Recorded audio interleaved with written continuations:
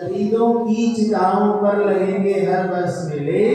वतन पर मिटने वालों का यही बाकी निशान होगा, वतन पे जो फिदा होगा अमर वो नौजवान होगा। सम्माननीय प्राचार्य महोदय, आदरणीय शिक्षक साथीगण, सम्मानित अभिभावकगण और प्यारे बच्चों, जैसा कि 2 वर्ष 11 महीने और 18 दिन के उस अथक परिश्रम के बाद 26 जनवरी 1950 को आखिरकार वो दिन आया था जब भारत इस पूरी दुनिया के सामने एक गणतंत्र के रूप में खड़ा हुआ। न केवल खड़ा हुआ बल्कि ऐसी तेजी से कदम बढ़ाए कि इन 76, जैसा कि आज हम 76वां गणतंत्र दिवस मना रहे हैं, इन 76 वर्षों की यात्रा में और भारत ने ऐसे अनेक मुकाम हासिल किए हैं, चाहे वो अंतरिक्ष में परचम लहराना हो, चाहे वो विदेशों को अपनी आर्थिक ताकत दिखाना हो। जैसा कि हम जानते हैं कि भारत आज दुनिया की जो शीर्ष 5 टॉप 5 जो आर्थिक शक्तियां हैं उनमें शामिल है। आज सामरिक रूप से हमारे देश की ओर कोई आंख उठाने की हिम्मत नहीं कर सकता, तो इसके पीछे हमारे जवानों का वो जज्बा है, हमारे वैज्ञानिकों की वो अथक मेहनत है, जिन्होंने टेक्नोलॉजी के क्षेत्र में और हमें उस मुकाम को हासिल करने का ये सुनहरा अवसर दिया। आज इस 76वें गणतंत्र दिवस पर मैं बुद्धि प्रकाश केंद्रीय विद्यालय शकूर बस्ती परिवार की तरफ से आप सभी अभिभावक गणों का आज के इस कार्यक्रम में हार्दिक अभिनंदन करता हूं, इस्तकबाल करता हूं और आप सभी से ये आह्वान करता हूं कि अपने नौनिहालों को, अपने नन्हे मुन्ने बच्चों को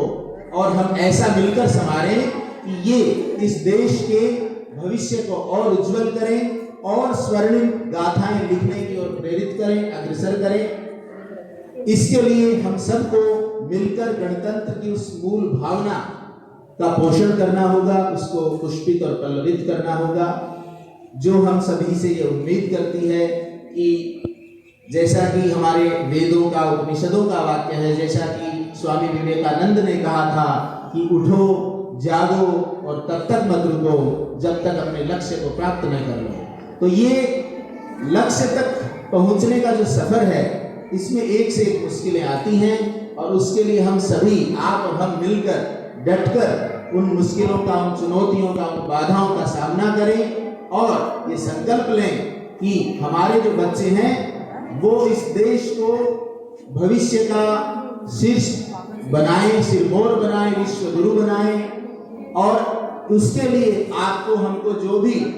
इनको सहायता देनी पड़े, जो भी इनका सपोर्ट करना पड़े, उसके लिए हम हरदम तैयार रहें। जो व्यक्ति जिस क्षेत्र में है वहां अपना 100% योगदान देने का प्रयास करें, चाहे वो शिक्षा का क्षेत्र हो, चाहे वो अन्य कोई सेवाओं का क्षेत्र हो। एक किसान अपने खेत में जब खून पसीना एक करता है तब भी वो इस भारत माँ के लिए और अपना योगदान दे रहा होता है। ठीक वैसे ही जैसे एक सैनिक, वो चाहे कड़ी धूप में पश्चिमी राजस्थान में पाकिस्तान बॉर्डर पे और अपनी ड्यूटी कर रहा हो, या वो सियाचिन के ग्लेशियर में घुटनों तक बर्फ में और खड़ा रह के रात भर उस अंधेरे शाह रेगिस्तान में, जो सूखा और ठंडा रेगिस्तान है, वहां अपनी ड्यूटी निभा रहा हो, चाहे वो एक शिक्षक जो कक्षा में उस ब्लैक बोर्ड पे और बच्चों की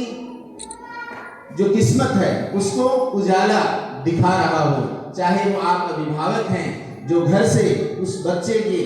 पालन पोषण की जिम्मेदारी निभा रहे हैं, चाहे वे पिता जो अपनी इच्छाओं को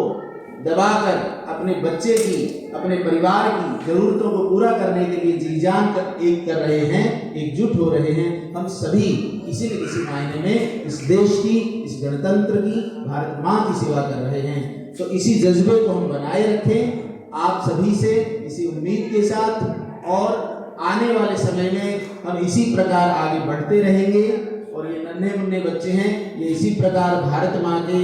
भविष्य को रोशन करने की आशा बने रहें। मैं अपनी वाणी को विराम देना चाहता हूँ। धन्यवाद।